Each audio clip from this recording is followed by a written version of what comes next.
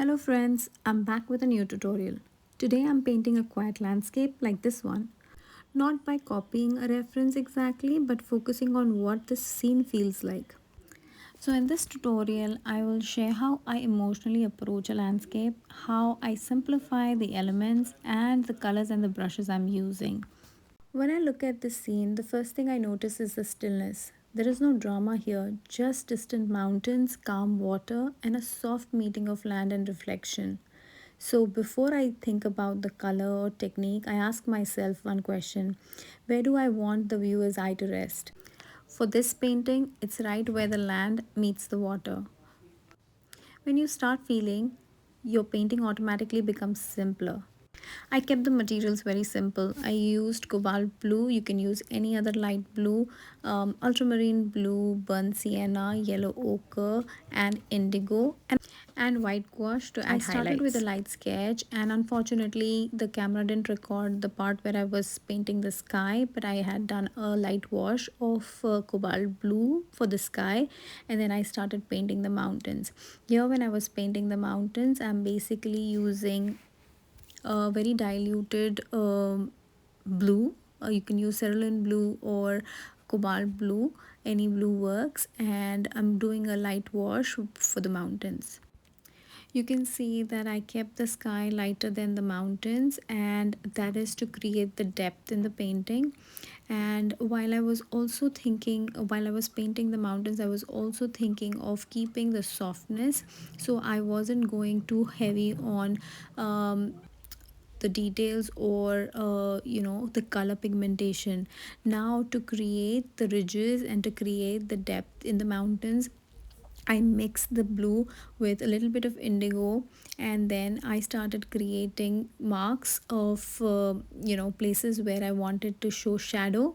So I'm kind of creating the light and shadow effect and playing with the colors here. I'm not copying the reference and detailing it completely, but I'm kind of taking hints from it to create the depth. So that's what I'm going to do. I'm going to make the marks to create the depth in the mountain.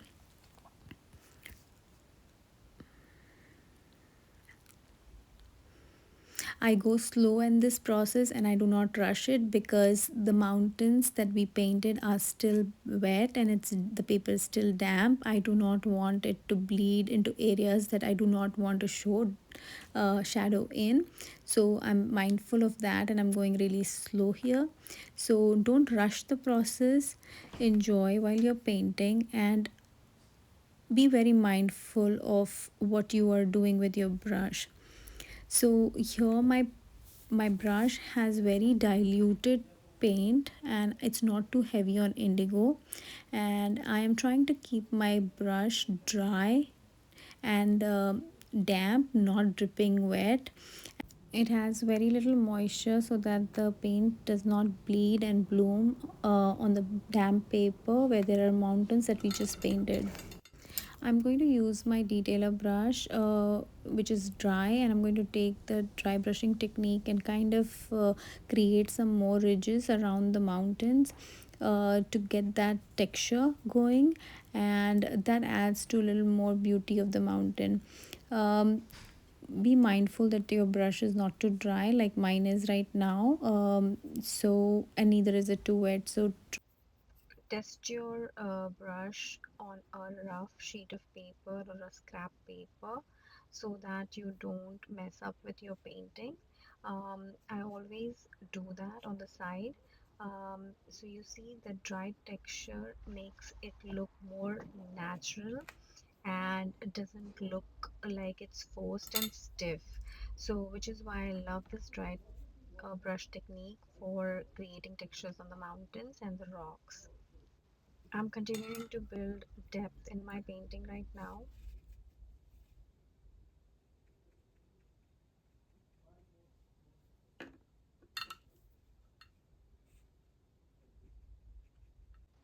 So what I'm doing right now is I have a dry brush and with very soft bristles. I'm trying to move my paint with the dry brush to make it smooth and not and the texture that I wanted. So I'm trying to do that and not have the starking hard lines.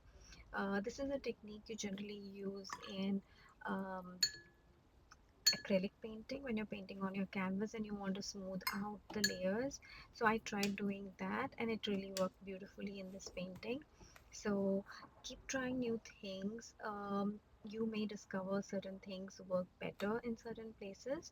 So I just tried this and it really worked well for me here. Now for the next mountain layer, I did work in layers again.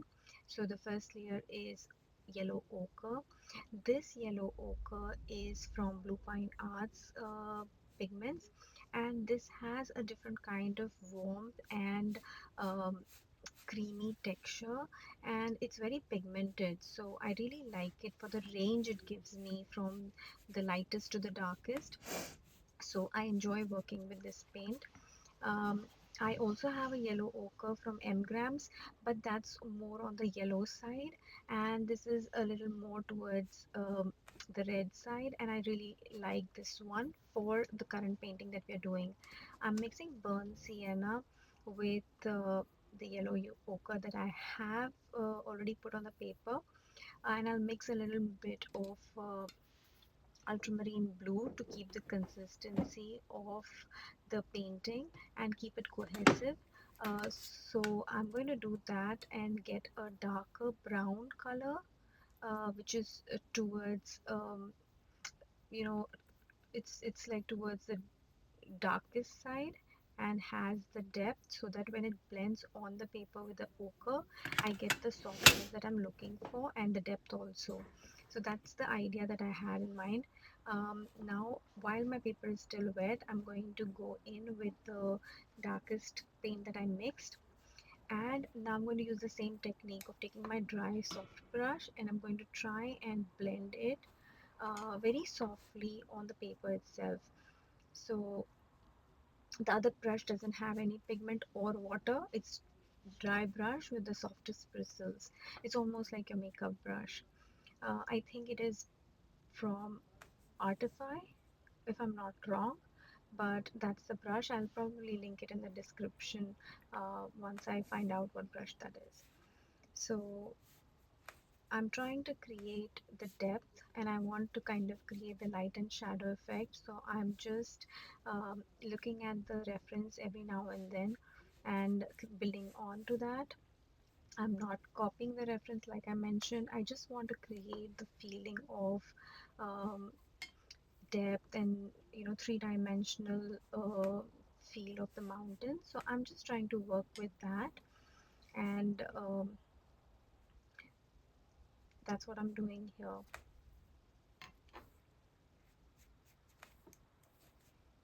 So whenever you find that you have like a hard edge, you can use this technique, but this works very well when the paper is damp. I did not try it on a dry paper, so I cannot vouch for it, but it really worked well in this painting for me, and I'm trying it for the first time here, and I really think this is kind of something that will stay with me, and I'm going to experiment with this technique a lot more in the future. If you do try it, do let me know how it turns out for you.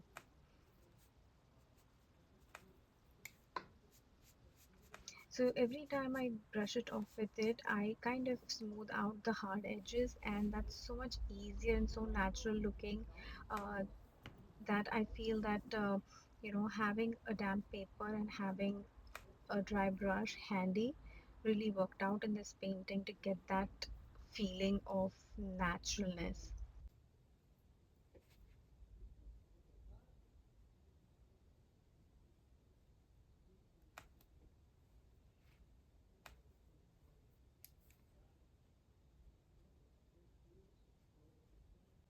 While my mountains were drying up, I wanted to start painting with the reflections, and what I did is, since my brush already had the dark brown shade in it, I started with the land area, but I soon realized that I want to keep the reflection soft and not have the brown blend into the blue that I'm going to paint.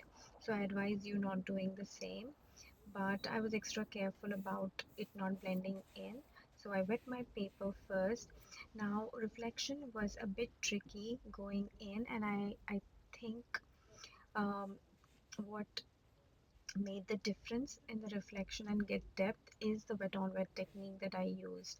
So I went in with the blue first, and I'm using the light blue that I used for the sky first as the first layer.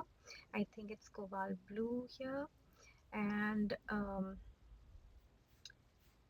I had already outlined the mountain ranges peaks everywhere so that I don't lose sight of where I need the depth to be and where I want to increase the tonal value. So right now I'm being very mindful of how I paint the mountain reflection. I'm going very slow. So keeping in mind that I need to build the depth in the areas where there is um, darker or a shadow of the mountain. So I am trying to do that, and I'm painting vertical lines so that it flows and it shows the water is calm. With the reflection, I want to create a very still mirror like flowing transparent water. So I am trying to use first is the wet on wet technique is going to help, and then I'm trying to use as diluted and as light blue. At the same time, I'm trying to use layers to my advantage so that it shows the depth even without me trying too hard. So the light washes and the diluted paint is basically helping me create that transparency of the water that I'm looking for, and the wet on wet is helping me achieve the softness that I want to. So these are the two techniques that are helping me here, but I'm not so focused on realism, and I'm just now trying to create reflections of the mountains that I have painted. So I am now not so much looking into the reference and now focusing on what's happening on the paper and being present in my painting. Now the next step is to paint the darkest mountain. My paper is almost damp to dry, so I am going with the thickest consistency of the paint here. It's very creamy, as you can see, so that it doesn't bleed and disperse on the paper if it comes in contact with a damp blue paint. So I'm trying to do that with the darker mountain, um, and I'm trying to use the tip of my brush to create those ripples already, and leave some white spaces so that it feels like there is a bit of flow and subtle ripples even without painting. Now switching to the sky, I am using the diluted color that I used for the sky. So the reflection will be the lighter version or the duller version of the same color. So I used cobalt blue, so I'm using a lighter version of cobalt blue for the reflection, and I am just kind of painting around the mountain, and there is a little bit of a white paper white that I've left. That's because I want to keep a little bit of glass-like feeling in the reflection. So that's the reason why I left that. And we will come back to it when we're painting the for the depth, to create the depth and to create more, increase the tonal value of that mountain. Now, while that paper dries, I'm painting the foreground of the pathway. I've used yellow ochre as a base layer, and now I'm dropping in a little bit of undersea green to create a little bit of texture of foliage and to show some life around there and break the monotony of the blues and browns. Coming back to the mountain now, when it looks like it's dried up, I'm trying to create depth I'm going in with a darker color. It's the same combination of ultramarine blue, burnt sienna, and a little bit of yellow ochre to keep the painting cohesive. So I'm just adding a little bit of depth here and there for the shadows that I see on my mountains. I'm not overcomplicating things and I'm going very slow, and every brush stroke is very mindful here. And you can see the water control. I'm using the creamiest consistency of paint because that gives me maximum water control. And there is no blooms forming right now because I have full control over how much the dampness of my brush is. And the paint is also very creamy, so there's not like over moisture anywhere. I've switched to the number 2 brush for detailing the pathway. um, I'm just kind of creating a little tile-like feel on the pathway.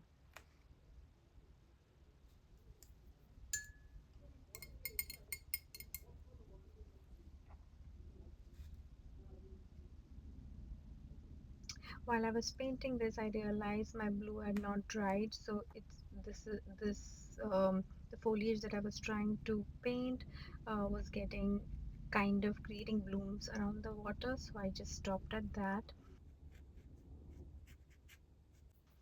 As my paint has dried up, I'm now going to deepen the color of my blue mountains reflection here and kind of give it a little bit of more definition. I'm also going to try and create ripples around them so that they look more like reflection rather than the mountain itself.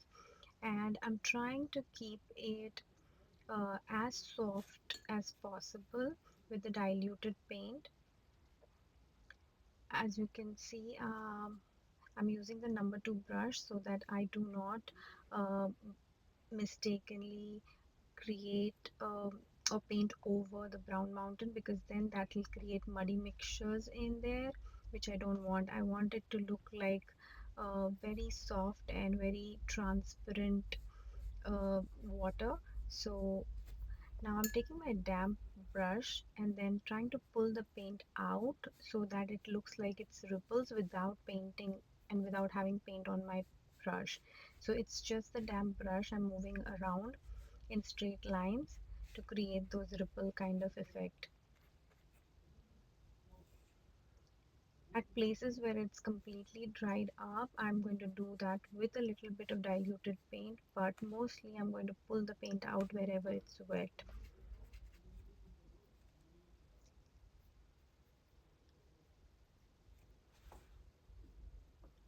You can see that with this step, you can actually feel like the water is looking um, like reflection, and it is looking like it is um, glass like and transparent and has the depth that you need. um, I am going to build on more details for the mountains because I think the shadow wasn't very prominent in the end, so I want to kind of make it a little more dark than what it is right now. So I'm creating the same mix again with burnt sienna, yellow ochre, and ultramarine blue.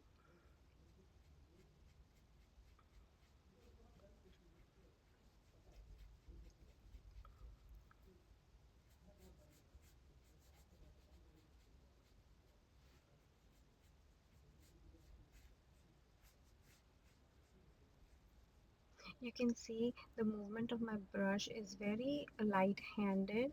I am actually not painting um like I'm filling the lines. I'm actually kind of moving my brush where it's like almost gliding on the paper. Now I'm going to create depth everywhere I can by adding shadows, like on the pathway, on any of the mountains.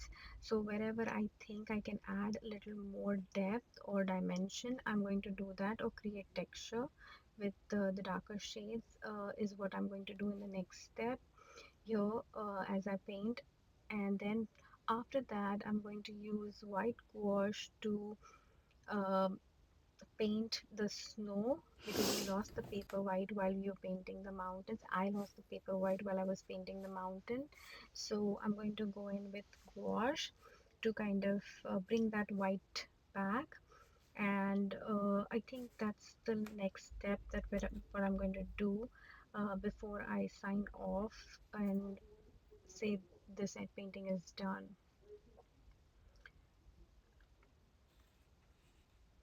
So these small details add a lot of value to the painting. I also feel um, like when you're painting, you must step away from time to time to see what's working and what's not, and areas where you would want to add more depth or lift paint if needed. Also try and see, glance at a reference once in a while to see if there are certain things in the reference that appeal to you and you would like to add to your painting. If you painted along with me today or you've enjoyed watching me paint this reference today, please drop me a comment and let me know how you liked it. And I'm coming up with a challenge. I'll be dropping more details in next week's video. Thank you.